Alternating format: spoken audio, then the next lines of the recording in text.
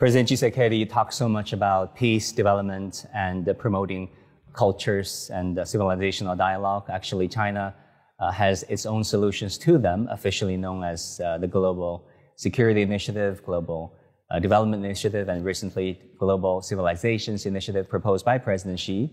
What do you think of those initiatives? De toutes ces initiatives, je pense que ce sont des initiatives qui vont énormément aider la République démocratique du Congo particulièrement, mais en général l'Afrique.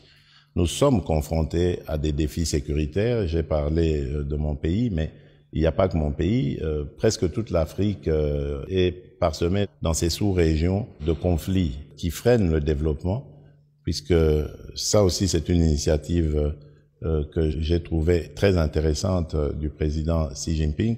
Et donc, nous avons besoin que la Chine nous accompagne dans la recherche de la paix avec sa position au niveau du Conseil de sécurité, mais également dans le développement. Et là, elle est déjà très active sur le continent africain en investissant dans les projets d'infrastructure.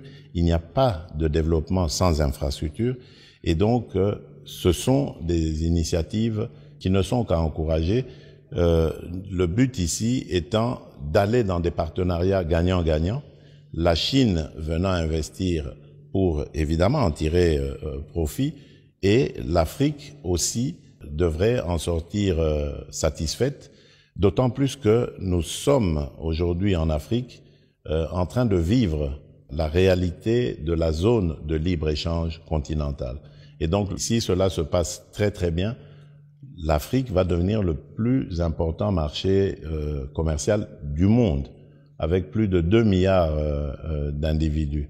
Et donc la Chine se positionne de manière, à mon avis, intéressante, parce qu'elle investit à la réalisation de ce marché commun, et demain, elle sera sûrement une des partenaires les plus privilégiés par rapport à ce marché en construction. Donc je trouve que la vision du président Xi Jinping est remarquable, elle est même futuriste, et c'est sûr que les retombées qui en découleront seront positives et rejailliront de manière positive sur la Chine.